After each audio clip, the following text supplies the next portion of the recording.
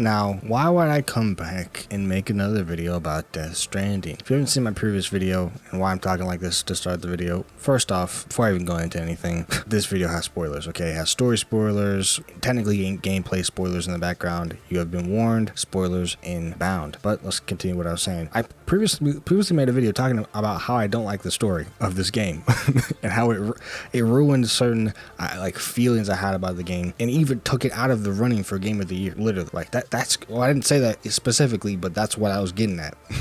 I basically said, this ain't my Game of the Year no more, this ain't my game no more. But I had some time, I had a few days to sit, think about it, watch the video back, and I still think the video is valid. You know, it was a video, it might not be the video right before this, but it was a video called I Was Wrong About Death Stranding 2, and it actually did kind of decent. But I do like the video. It did, you know, show my frustrations, and, you know, I talked about it in certain ways, and I, you know, all the different stuff basically. But what I decided is, okay, all right, you said you're gonna leave and not make any more videos on this game, I'm gonna just do it anyway. Because the problem that I had with the game was it's not only its pacing, but generally it was nothing to do with gameplay. It was just the story. The story, I had like a problem with a specific part that was very anticlimactic, but I also had problems with generally like character building type stuff, you know, all that different stuff, right? There's a bunch of character building stuff I didn't like, a bunch of jokes that kind of weren't really funny.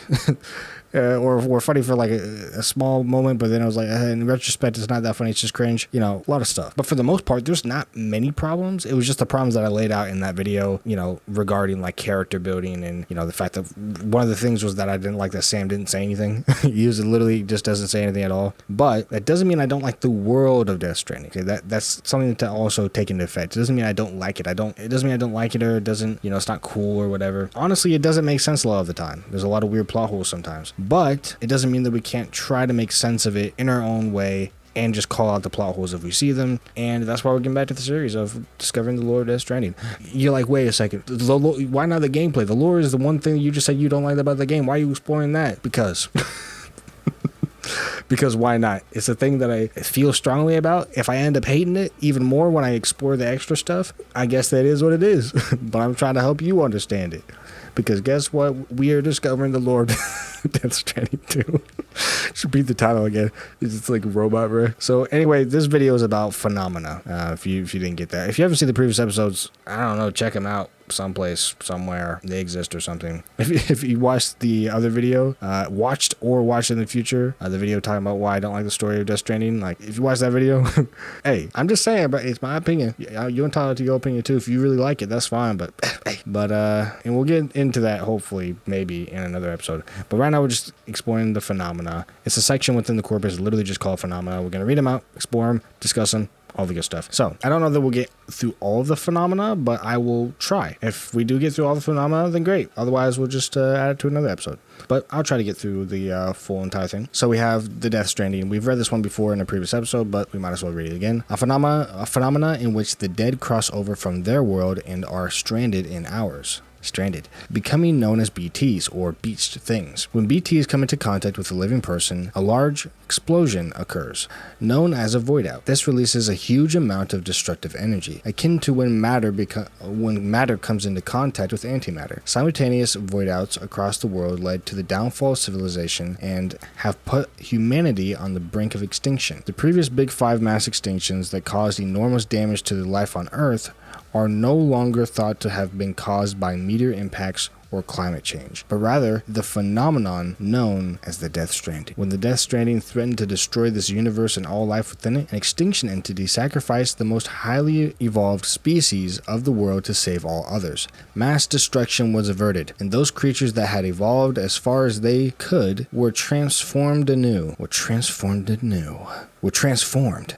Movement is the engine of evolution. The very first life forms that emerged underwater made their way onto land, then proceeded to move from one continent to another. Humans originated in Africa. Before moving to before moving to Eurasia and the Americas. It's that very movement that exposed them to a variety of environments, stimulating their development and eventually allowing them to climb to the top of the planet's evolutionary pile. But an end to movement will mean an end to such stimulation, inevitably leading to the stagnation of humanity. This is the true cost of the Death Stranding. The presence of BTs and void outs forcing humans to live fearful, solitary, and sedentary lives. If humanity cannot get moving again, it will face extinction, and its time at the top of evolutionary pile will be up. Now, it says will be up, or sorry, it says its time at the top of evolutionary pile will be up, but I feel like it should say the top of the evolutionary pile. Maybe that's a typo, I honestly don't know. But what's weird about extinction entities is they're supposed to herald the end, right? And you're supposed to have one to herald an end of a species. We had Amelie for that. This is spoilers, by the way. Heavy spoilers. So, I mean, you've already been spoiled that there's going to be spoilers, and you're spoiled of spoilers, and spoilers have more spoilers, and you really know now that there are spoilers happening, and I'm about to say another spoiler. So, endgame spoiler. Again, warned. But having there be another extinction entity after Amelie makes absolutely no sense. I need an explanation to that. Hopefully they have it in here. Hopefully. But her being another extinction entity makes no sense. You're supposed to have one for heralding the end for a species. Why would another one be there? Why? And you know Kojima ain't gonna be like, yeah, well, Higgs said that Lou was an extinction entity, but like she's not really. He just thought that. Like, no, it was very obvious that she was. So that's one plot hole in the story that I feel like it just hasn't been answered at all. How is that possible that she's an extinction entity? That makes no sense. Like, how would that be the case? But anyway, we have void outs, a huge explosion that is triggered when a BT makes contact with a living human. The effect is similar to the concept of annihilation in particle physics. An enormous amount of energy is released, wiping out almost all matter. Void outs often leave huge craters in their wake. When the Death Stranding first occurred, the phenomenon now known as void outs were believed to be explosions caused by nuclear weapons. A misunderstanding which caused mass dread and chaos. The absence of radioactive material and the discovery of chiralium made it clear that the explosions were connected to BTs and the mass extinction events that had taken place in the past. Fear of coming into contact with BTs and causing a void out has caused humanity to avoid traveling and left the world separated and isolated. So yeah, it's just explaining void outs. We went into that before. Yeah, void outs, BT interact, boom, boom, big bang, boom, you go dead time. Anyway, jump shock, a syndrome caused by performing repeated jumps to the beach. While it is clear that the syndrome is brought about by the accumulated strain that multiple jumps place in the body, the exact causes are unknown, and no treatment has yet been developed. It is still possible to perform jumps while suffering from the syndrome, but doing so puts one's life at risk. So that's exactly what happened to Fragile. She had jump shock as well. This was part of her thing. Again, spoiler, big spoiler, you already knew. But she also died from it. So yeah, well, I mean, actually, wait, hold on a second. I'm misremembering. She did not just die from that. She did not die from strictly jump shock only. She was already dead. But we'll get into that into another another episode when we actually talk about that. But yeah, she was already dead. That also doesn't make too much sense to me, but we'll have to see. Then we have Timefall, a type of rain that started falling after the Death Stranding. It has an aging, withering effect on anything it touches, living things and inanimate objects alike. Once Timefall has made contact with an object, however, it turns into ordinary water. Timefall is accompanied by the appearance of an inverted rainbow and is often seen in BT areas. Black strands have also been observed rising into the sky during periods of timefall, and the phenomenon causes spikes in chiral density and anomalies in electromagnetic fields. Timefall, therefore, has an effect on electrical weapons and has been known to cause blackouts. Within the UCA, Timefall is used to deliberately accelerate the passage of time. For example, in order to grow crops more quickly, practice known as timefall farming. This technically is related to only the first game. Well, I mean, it comes from the first game, right? This is relating to the first game. A lot of these are, because you kind of get these at the start of the game, so they can't give you so much information on the second one. But it does also obviously apply, and it's just explaining how timefall is related. They're all really related to that, and they're all related to the same type of thing. It's just all from the beach, you know? Then we have still baby syndrome, a phenomenon in which fetuses stop growing at 7 months. No still baby removed by C-section has survived the procedure. None has survived the procedure. Why do you say it like that? No still baby removed by C-section has survived the procedure. There we go. And there's currently no treatment for the syndrome. Still baby syndrome has been observed across the world following the Death Stranding. It does not affect all babies, but it is the primary cause of plummeting birth rates worldwide. One theory suggests that still baby syndrome is caused by an imbalance in speech, that expanding the chiral network will counteract it. So yeah, still baby syndrome is what Rainy had, and it's also a thing where I believe it was said that no one could have a baby until the Stranding was over. So I don't know. Like at the end, Rainy has a baby, so I don't know how that tracks. Either way, we have Ha and Ka. After the Death Stranding, death came to be defined as the separation of a person's Ha from their Ka. It is said that this understanding of life and death was already commonplace in ancient Egypt, where it was believed that even as the body wasted away, the soul lived on forever. Egyptian practices of mummification and preserving corpses in sarcophagi were done in the hope of allowing. I never know how to say that word, by the way, that I just said over and over again. I don't know how to say it. Is it sarcophagi or sarcophagi? I don't know. Okay. We're done in the hope of allowing the dead to live on in the next world. Following the Death Stranding, however, it has become necessary to dispose of a body once a soul has left it, usually by incineration. If this is not done, the departed soul may return to this world in the form of a BT. It is believed that this is due to the Death Stranding altering the balance of between the worlds of the living and the dead, and unbalancing our relationship with the beach. Yeah, pretty much. They all kind of go in tandem, right? And it all goes in tandem with BTs as well. This does make sense, right? This portion, and this is from the first game, it does make sense. It's logically sound. The Death Stranding with the EEs, understood. Basically just extinction event. Gotcha. Just bad thing happened for some reason, I guess. Void outs happen. Cool, those make sense. BTs contact you and get in contact with you. Big boom. Okay, cool. Jump shot. Cool. Makes sense. Timefall. Yeah, that makes sense too. Still baby syndrome. That was a little confusing, but kind of makes sense too. We need more on that other than just what it has here though, because it says they stopped growing at 7 months. We need to know more about that. It relates more to Rainy, and we didn't get enough information on it, I don't believe, but we'll have to see if we find more about this later on, because that's kind of Rainy's whole thing, if I'm not wrong. Rainy's like whole entire thing, well, other than her powers, but her other thing is that she has a baby that ain't really babying. it's not coming out. Then we have gatequakes. Gatequakes are earthquake-like phenomena that are triggered when matter passes through the plate gate. However, unlike ordinary earthquakes, the strength of the shaking does not always correspond to the distance from the epicenter, which could be considered the plate gate itself. Rather, the strongest shaking often takes place elsewhere at a seemingly random location, because video game. It didn't write that, but because video game. This happens to come out in a seemingly random location. Why? Because video game. See, some things you just gotta say, okay, that's just video game, all right? Like, you gotta just say that. Like, yeah, that's video game, gotcha. It's just cause, you know what I mean? But it said it's a phenomenon when an earthquake basically happens because matter passes through a plate gate. So plate gate exists and things pass through gate. Because matter, thing pass through gate. They use the word matter a lot in, the Death Stranding, like, lore. Just thing. I'm just changing to thing because it kind of flips my head a little bit when I hear matter, because matter could be almost anything. It could be something big, it could be something small. This is matter, right? Almost anything. It's like just existence. It's just matter. I don't know. So I'm just saying thing. Thing exists. Thing happen. Then thing also make earthquake because thing exists inside of thing.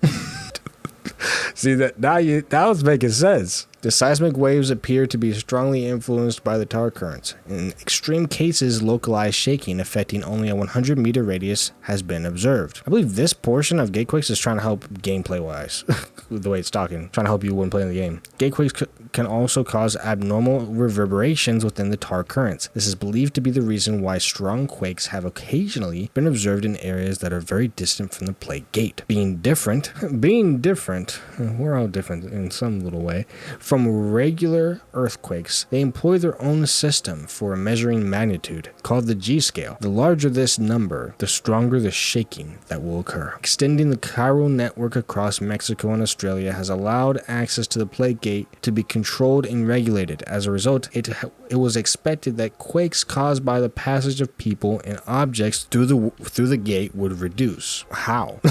It said, as a result, it is expected that quakes caused by the passage of people and objects through the gate would reduce. Okay, we get it. When people pass through the gate, big thing, boom, beam, bomb, bomb, earthquake. But then, how do you control that? Like, who's doing that? I ain't gonna worry about it, bro. Video game. In practice, however, gatequakes continue to regularly occur in all regions. No one is certain why, though. No one is certain why, though one theory suggests they are the tremors of BTs and the dead passing through undiscovered gates on the beach in the world beyond. So even BTs are activating them. That's pretty self-explanatory, but I feel like we need more information on that one, to be honest. Chiral contamination is the next one. Exposure to chiralium has been known to cause symptoms such as fainting, headaches, and insomnia. Doom sufferers have a certain amount of resistance, but regular humans must take precautions. Chiralium emits chiral radiation, which places a great amount of stress on the mind and body. Basically, it hurt. Hey, we summarize it for real right now. Symptoms vary, but in the worst cases, chiral radiation has been known to cause heart failure, strokes, and what is this word? Immunodeficiencies. It can also trigger destructive and suicidal thoughts, cause memory loss, and seriously impair judgment. Basically, you don't like thing. It's not great. You touch chiral stuff, it's toxic, basically. Then we have the last stranding. The death stranding is the so-called sixth extinction that will lead to the eradication of humanity, quote unquote. Surely it will. The final stage of this process is known as the last stranding. Once all of humanity's beaches are connected via the chiral network, BTs will descend from the upper beach that links them, wiping out mankind in an instant. Amelie was to be the trigger for this process, and she was the one who's in the upper beach, and as an extinction entity, could not stop the last stranding even if she wanted. Powerless, she instead had Sam choose whether humanity should go extinct, and sealed herself away on her beach, the upper beach, to avert the last stranding. But doing so permanently severed the connection between Sam and Amelie. So, just explaining the ending of the last game, pretty much, and she sealed herself away. Yeah, hers would be connected, her upper beach would be connected to the lower one, and then all of them would be connected together, and then stranding, bing bang boom, you die. Hey, very easy to explain. Still mothers are brain dead women whose unborn children are used as bridge babies. They are kept alive by life support systems at Bridges HQ and retain a mysterious connection to their children even after they are removed from them. This connection, supported by BB pods designed to simulate the conditions of the womb, allows BBs to connect to the beach and detect the presence of BTs. We've discussed it before in the first one. Doesn't make any logical sense, but within the world of Death Stranding, apparently, as long as they're dead and their BBs are alive, they connect. Like I said, there's no reasonable explanation for it, but it's just how it is. So anyway, post-stranding environmental phenomena. Alongside the Death Stranding has come void outs, BTs, and Timefall, as well as dramatic changes to the world's flora and fauna. This is in no small part due to the increased frequency of flash floods, large-scale wildfires, and gatequakes, significant environmental changes that started to take place around the time the Plague Gate appeared in Australia. One folk theory suggests the floods are caused by large volumes of water leaking from the beach. It's pseudoscience, but has its basis in fact. The expansion of the chiral network has indubitably altered the beach. And the imbalance between the beach and this world is certainly the cause of some of the changes that have been observed in the natural environment. The frequency of floods, wildfires, and earthquakes was already increasing pre-stranding, a phenomenon that was attributed to anthropogenic climate change. Some consider the Death Stranding to be the sixth big extinction and believe its purpose to be the elimination of the humans who had so warped Earth's natural environment. In that regard, the Death Stranding may be thought of as a fate that humans brought upon themselves. Wow. So you're saying that maybe there's this is almost saying that there's a weird purpose to it. Like we did something wrong, but what's the semblance of why is it wrong? Like we did something wrong to the planet, and that it's like the planet, Mother Nature is like, oh yeah, you did something wrong to the planet? Well, we don't like you no more. Yeah, they never talked about figures like that. or like Mother Nature, or what decides things, or like a god figure in this series, but something to think about, I guess. What would be actually smart for him to do with Death Stranding, by the way, is also to just make like a TV series, animated TV series, and like do like some side content to explain extra side stuff and build stuff up. But let's be honest, most likely not gonna happen. Hey, you never know though. Oh, actually, I know they are developing. I believe they are actually developing that. If I'm not wrong, they should be developing a show or movie or something. But it should just be based on the already existing content. Hey, you never know though. There might be something different. But we have chiral rash. Doom sufferers are known to react to chiral density by involuntarily crying or developing goosebumps that may break out into a chiral rash. Such responses are known as chiral allergic reactions. Ordinarily, goosebumps are triggered in reaction to cold temperatures and psychological stresses, such as fear or surprise. Chiral allergic reactions, however, occur as a result of Doom sufferers' sensitivity to the world of the dead. Yeah, so more things of chiral stuff. Yeah. So since Doom sufferers are sensitive to it, they're sensitive to the world of the dead, this stuff is going to happen more. So rather than them being, having the other symptoms that regular people have, it makes sense. I guess somehow, we just moving, bro.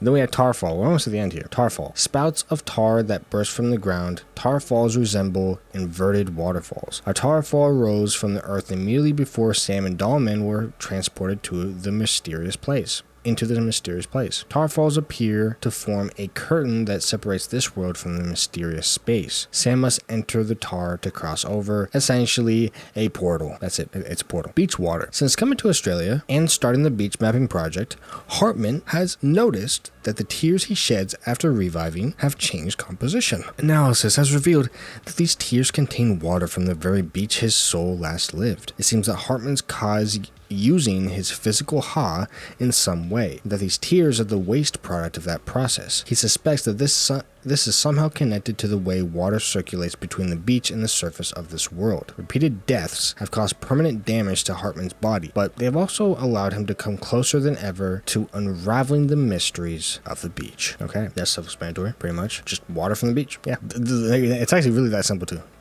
It's just water. Yeah, so yeah, water. Yeah, we needed that explanation. Then we have bog bodies. Corpses that have been naturally preserved in peat bogs, where an unusual combination of chemical conditions has protected their soft tissue, skin, and internal organs from decay. Fountain of youth, you say. One of the most famous examples is the Tolland man, who was discovered in Denmark in the mid-20th century, but lived around the 5th century BC. Okay. The corpse was so well preserved that even the expression on his face resembled that of a living person, and it was even suspected to be the body of a recent murder victim when first found. Bog bodies are sometimes labeled third type preserved corpses. When a corpse is submerged in tar, time elapses so slowly that it almost stops, effectively slowing corpses to be perfectly preserved indefinitely. This is a new post-Stranding phenomenon, with tar preserved bodies now commonly referred to as fourth type preserved corpses. Looks like they're using like real life stuff as always, right? See, this is another version, but let's read a little bit of the Tolland man that I referenced. It is a naturally mummified corpse of a man who lived during 5th century BC, during the period characterized as Scandinavia as the pre-Roman Iron Age. He was found in 1950 preserved as a bog body near Silkeborg, in Denmark. His physical features were so preserved that he was mistaken for a recent murder victim. 12 years before his discovery, another bog body was found in the same bog. The cause of death has been determined to be by hanging. There is insufficient evidence to determine if the reason for the killing was a ritual sacrifice or punitive execution. Wow. It was very well preserved. They didn't, you could see that it was, I'm looking at some images, it wasn't super skeleton-y. It still looks like kind of skeleton-y, but it was pretty well preserved. It was the skeleton and everything, his body was well preserved in that. And he's on display now. It looks like he's on display, and it's a little creepy. Can't lie to you, the image that I'm looking at. But either way, that's an interesting thing to reference. Could you just take these random things and just oh yeah, look at this. But that's it for the phenomena. It wasn't that crazy. It's just a bunch of stuff that you would expect, you know what I mean? Pretty much just the stuff you would expect. But I'm not gonna tell you what the next part is, because last time I said the next part is gonna be this, and this, I continue to say things and they don't happen. Or I say this thing is gonna happen next, and then this thing's gonna happen. Oh, this thing is gonna happen, and then it doesn't happen. Or this thing isn't gonna happen, and then it does happen. So you'll just have to see whatever we get into next. I'm gonna do them in big portions, or try to do them in big portions like I am right now with this video. I'm gonna try to do them in these bigger portions so we can get through the rest of them, and just give me some. It's giving me some good old content. I'm gonna let you know it's giving me some content. Hope you guys enjoy, even though I don't necessarily ascribe and like the Death Stranding story in general. Death Stranding 2 in particular is what I mean. I like Death Stranding 1 story, but Death Stranding 2's story I don't like it in general because of a few weird stuff, plot holes, just weird stuff that happens that just doesn't make sense. A lot of just stuff I don't really agree with, but overall I do like the gameplay, and I do think that, for example, the stuff we read here was actually pretty interesting. Even if I don't exactly like everything about it, like there's plenty of stuff like that I don't like certain portions of it, but I like certain portions of it,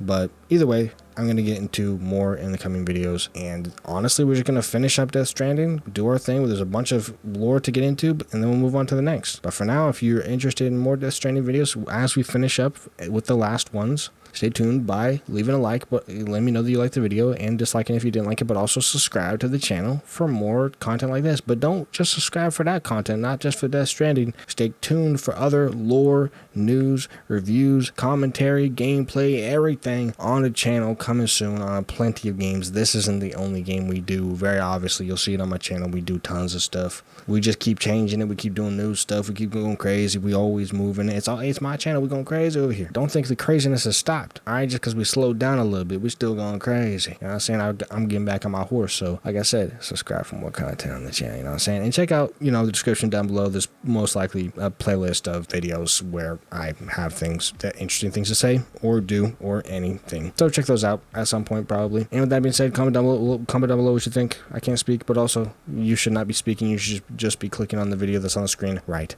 now. Thank you for doing that. Thank you. We back, baby.